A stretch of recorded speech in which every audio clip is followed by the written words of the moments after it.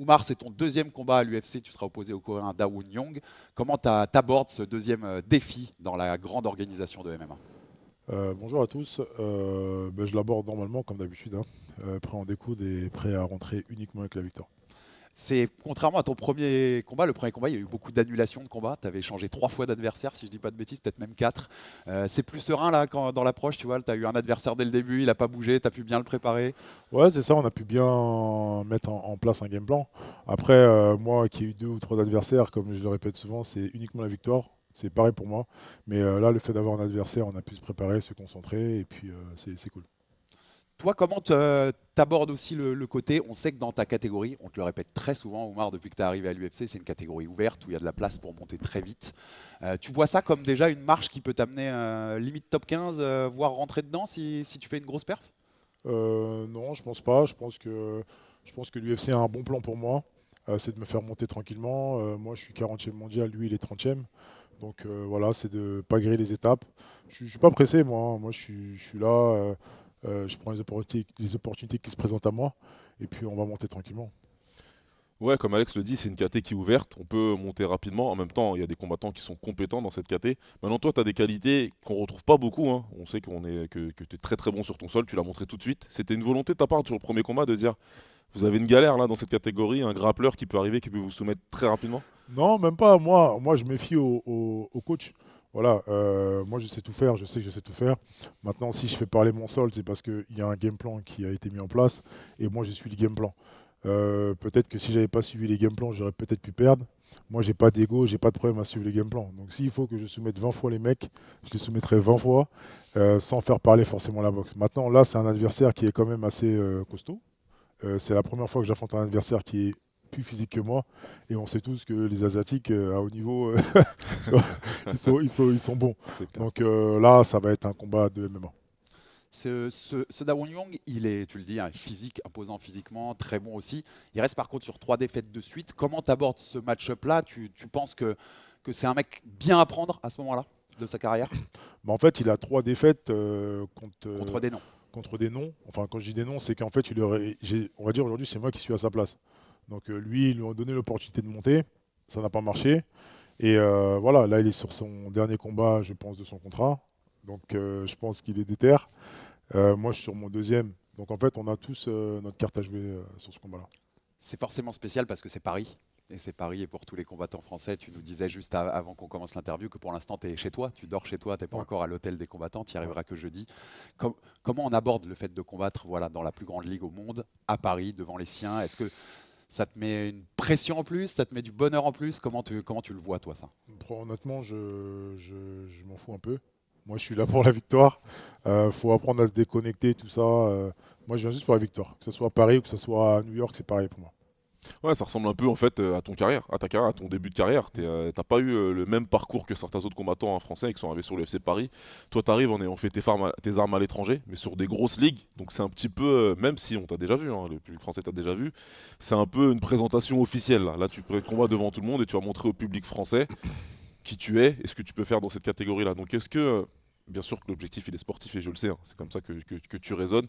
Mais est-ce que aussi dans un coin de ta tête, ton manager est là, il est avec nous, il y a aussi une volonté hein, de dire regardez, je suis au Marcy et très bientôt vous allez me voir sur les hautes sphères de l'UFC.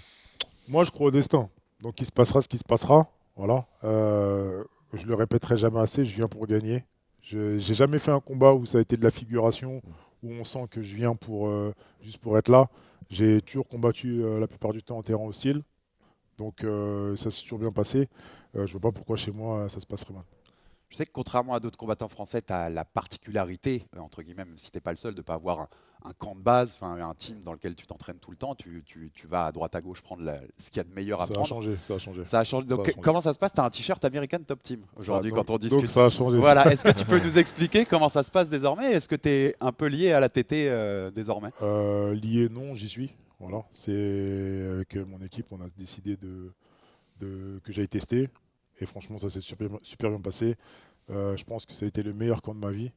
Donc voilà, c'est là-bas que je ferai mes armes maintenant. C'est une énorme team américaine qu'on Ça. connaît, qui a sorti beaucoup, beaucoup de gens à l'UFC et des champions. Ouais. Comment tu as vécu les entraînements là-bas? Tu vois là, une grosse différence avec ce qu'on propose en France. On dit souvent, notamment, qu'en termes de quantité et qualité de sparring, c'est deux mondes.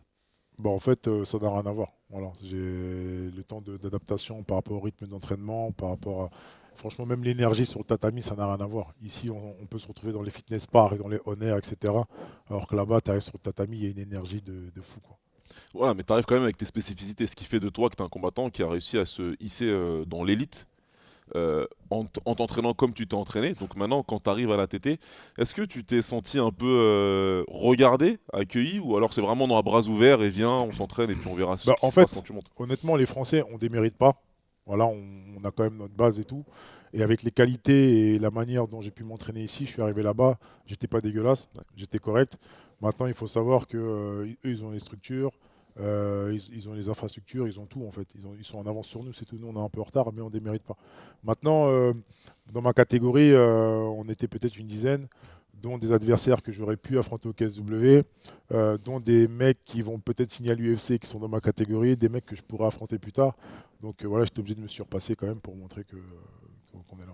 Il y a un mec particulièrement ou un sparring où tu t'es bien chauffé avec un des mecs là-bas? Bah en fait, pas chauffé, mais j'ai eu mon sparring qui est d'ailleurs sur la carte de l'UFC, c'est Ivan Erslan, le Croate qui est un combat après moi. Et bah, c'est avec lui que j'ai fait essentiellement mes sparring, donc voilà, soutenez-le aussi, hein.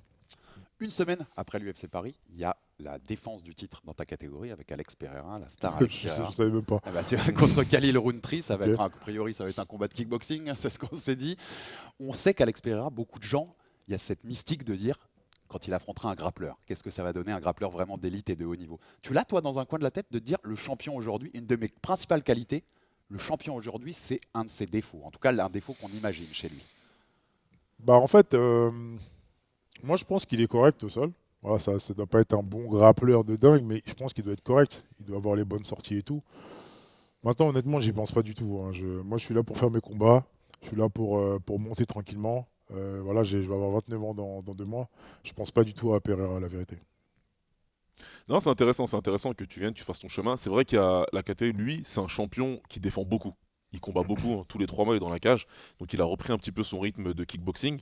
Et c'est tant mieux. C'est mieux d'être dans une catégorie où le champion combat beaucoup parce que la ceinture, elle peut changer de main plus souvent, même si pour l'instant, il est sur une très bonne série. Et donc les challengers se suivent et ça permet justement d'avoir une fluidité et d'arriver rapidement au combat. Je vais pas te demander une timeline sur quand tu t'imagines affronter Pereira. Maintenant, est-ce que tu te prépares aussi un petit peu en conséquence ou pour l'instant c'est vraiment combat après combat? Ah non, c'est étape par étape. Honnêtement, même le top 15, j'y pense même pas là pour le moment. Ok.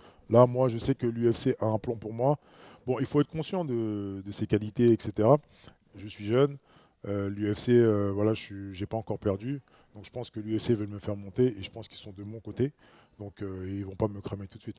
Par contre, est-ce que toi, tu as par exemple déjà des idées si par exemple il y a une super perf, tu vois, tu fais une très belle perf où tu brilles beaucoup à Paris, de petits noms que tu as en tête, que tu pourrais call out ou même pas call out au micro, mais peut-être faire passer à ton manager, tiens, j'aimerais bien affronter ce genre de mec-là après. Bah, le problème, c'est que ça paraît un peu bizarre, mais moi, je connais même pas les noms des gars. Je regarde même pas, en fait. Par exemple, Daum Jung, il me semble que je l'avais aperçu comme ça, mais je me suis jamais intéressé. Et c'est quand on me le présente que je m'y intéresse. Donc là, honnêtement, même le top 15, je ne connais même pas le nom du 15e. Et c'est Donc, intéressant ça, parce que si tu le connaissais pas beaucoup, comment t'abordes comme tu connais pas beaucoup les mecs? Est-ce qu'une fois que tu as le nom de ton adversaire, tu te butes un peu à la vidéo et tu vois, tu le découvres beaucoup, ou tu laisses faire ça à tes coachs et toi tu gardes un peu ce recul-là? bah, on va dire que, en fait, je l'avais vu parce que lui, quand il a combattu, je crois qu'il combattait en 2019 à l'UFC, ben moi, je commençais. Donc à ce moment-là, vu que je voulais vraiment progresser, je regardais les combats des 93 kilos. Mais aujourd'hui, je regarde même plus les combats. Donc là, on m'envoie l'adversaire. Mon manager, il regarde. Mes coachs, ils regardent. Et puis même moi, tu sais, je peux regarder. Enfin, je sais pas, je peux être dans une séance de cardio sur un tapis de course dans le dur. Je vais regarder son combat, ça va me motiver. Et puis je vais regarder les défauts et ses qualités. Dernière question, Oumar, avant ce combat ce samedi à Paris, à Cora Arena pour l'UFC Paris. Dawoon Young, tu peux pas nous donner ton game plan, on va pas te le demander, mais comment t'imagines que le combat tourne? Comment t'imagines gagner ce combat? Puisque bien sûr, t'imagines le gagner. Moi, je pense une bonne bagarre, voilà, c'est tout. Une bonne bagarre qui tourne dans ton sens. Ouais, bah, essentiellement. Ouais. Merci beaucoup, Ouais, merci. merci à tous, hein. À Plein de bientôt. plein de force pour Ouais, samedi. ciao, merci, merci.